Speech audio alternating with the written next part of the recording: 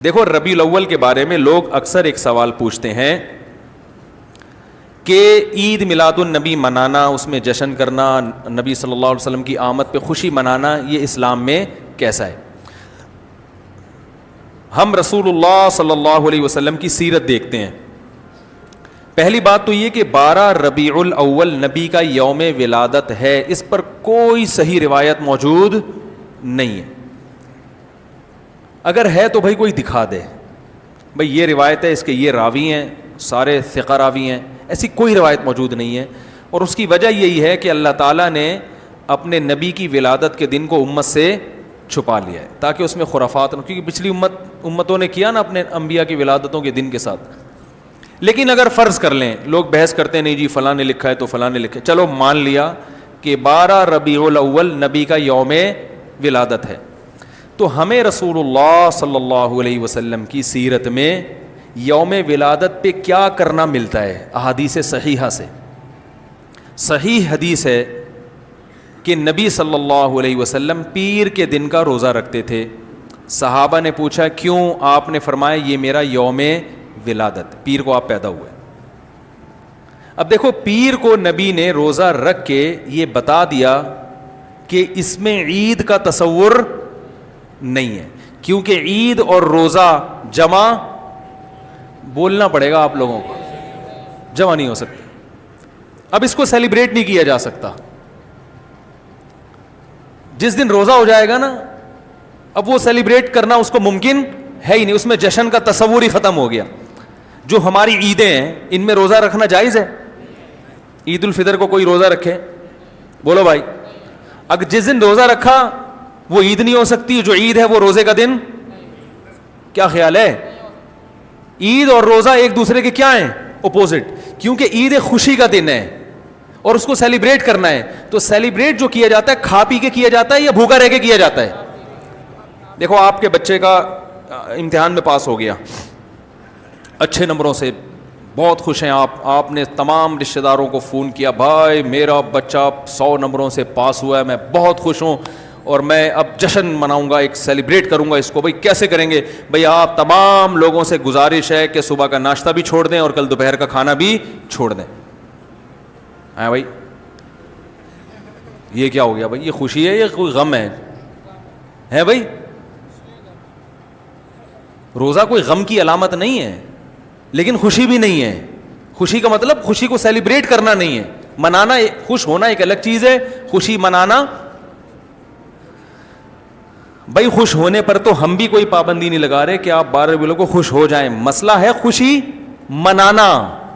منانے کا صرف عید کو خوش ہونے پر کبھی بھی نہیں منائی جائے گی، صرف عید کے دن یا کوئی خوش یعنی یا کوئی کھانا کھلا کے۔ تو آپ کے بچہ 100 نمبروں سے پاس ہوا، آپ نے کہا کہ ہم خوشی منائیں گے۔ بھائی کیسے منائیں گے؟ آپ بھی کھانا چھوڑ دیں اور ہم بھی کھانا لے۔ بھائی وہ کہیں گے بھائی پہلے ہم اس طرح تو ہوگا کہ آج ہم زیادہ کھائیں گے، اس طرح تو منائی جاتی ہے۔ تو یہ بات سمجھ میں آ گئی۔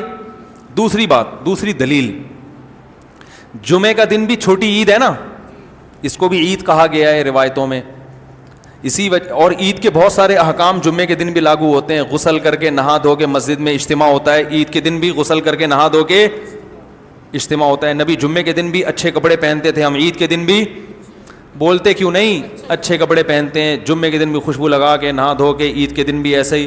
اور حدیث میں جمعے کے دن کو بھی روزے کے ساتھ خاص کرنے سے منع کیا گیا ہے۔ لا تختصوا لیلۃ الجمعۃ بصلاۃ ولا یوم الجمعۃ بصوم، حدیث میں آتا ہے جمعے کی جو رات ہے اس کو عبادت کے ساتھ خاص مت کرو اور جمعے کے دن کو روزے کے ساتھ خاص مت۔ جمعے کو روزہ رکھنا کوئی اضافی فضیلت نہیں ہے، ویسے جائز ہے روزہ رکھنا کہ آپ کی چھٹی جمعے کو ہوتی ہے اس لیے رکھ لیا تو ایک الگ بات ہے، لیکن اس کو خاص فضیلت دے کے رکھنا تو یہ مکمل عید تو نہیں ہے۔ اس میں عید کا لک بہرحال بولو بھائی ہے، خطبہ بھی ہے، جیسے عیدین میں خطبہ بھی ہوتا ہے، 2 رکعتیں ہیں عیدین میں بھی 2 رکعتیں، تو لک ہے اس میں۔ اب ذرا ٹیکنیکل پوائنٹ کو سمجھیے گا آپ لوگ۔ یہودی سب سے پرانی قوم ہے، ان کے لیے جو مقدس دن تھا وہ کون سا تھا؟ ہفتہ، اور وہی ان کی چھوٹی عید تھا۔ سب سمجھ رہے ہیں نا، اسی میں وہ اجتماع کرتے تھے۔ عیسائی اس کے بعد آئے, ان کے لیے کون سا ہوا؟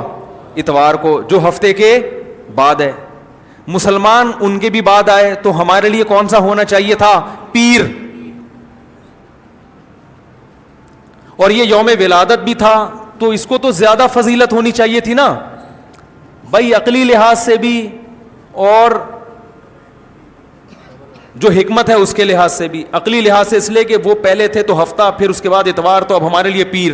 اور اس لیے بھی کہ نبی کا یوم ولادت ہے, تو یہ بطریق اولا پیر کے دن کو فضیلت ملنی چاہیے تھی, کیونکہ وہ نبی کا یوم ولادت ہے. لیکن چونکہ اس میں عید کا کانسیپٹ ہے نا, اس لیے پیر کا نہیں ہوا, بلکہ ریورس کر کے کہاں لے گئے؟ جمعے کی طرف. تو پیر کے دن یا نبی کے یوم ولادت سے عید کا کانسیپٹ اسلام نے کھرچ کھرچ کے نکال دیا ہے کہ اس میں عید کا کانسیپٹ ہو ہی نہیں سکتا, اپوزٹ ہے اس کا, روزہ ہے. بات آ رہی ہے سمجھ میں؟ تو اس لیے 12 ربیع الاول اگر نبی کا یوم ولادت ہے بھی, تو بہت کچھ بھی اگر کرنا ہے تو روزہ رکھنا, ہم تو اس کے بھی قائل نہیں ہیں روزے رکھنے کے, کیونکہ نبی نے پیر کا رکھا ہے, 12 ربیع الاول کا نہیں رکھا. لیکن اگر آپ کو کھینچ تان کے کچھ نہ کچھ ثابت کرنا ہی ہے, تو آپ اس دن کو روزے کا تو قرار دے سکتے ہیں. آپ اس دن کو سیلیبریٹ کرنا یا عید قرار دینا آپ کے لیے ممکن, قرآن و سنت نبی کی تعلیمات کے مطابق عید کا دن قرار دینا ممکن نہیں ہے, آپ ممکن نہیں ہے. دوسری بات, ابھی بات مکمل نہیں ہوئی ہے, ایک پوائنٹ اور رہ گیا. اسلام میں عیدیں صبح کے وقت ہوتی ہیں, رات کو عیدیں غیر مسلموں کی ہوتی ہیں. کرسمس زیادہ جوش و خروش سے کم منایا جاتا ہے رات کو, کیونکہ اس میں ڈھول ڈھمکے ہوتے ہیں, لائٹنگ ہوتی ہے. لائٹنگ رات کو جچتی ہے, دن میں لائٹنگ بولو بھائی نہیں. جبکہ اسلام کے جو تہوار ہیں وہ کب ہوتے ہیں؟ صبح کے وقت. صبح آپ اشراق کے وقت آؤ گے, نماز پڑھو گے, سوئیاں کھاؤ گے, گلے ملو گے, پتلی گلی سے نکل لو.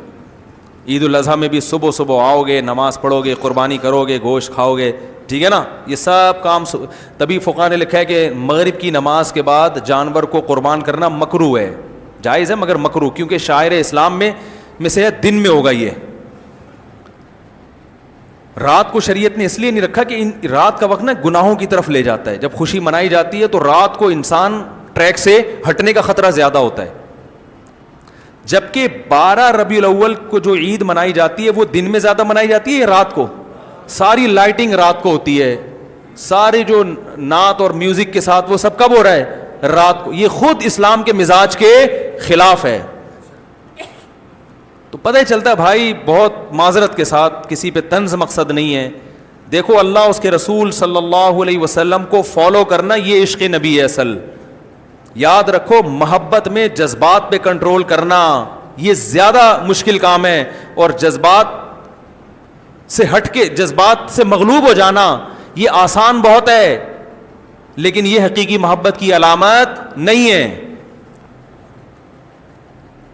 جب محبت ہو نا کسی کو, تو اپنے جذبات کو حدود کے اندر رکھ کے انسان محبت کا اظہار کرے.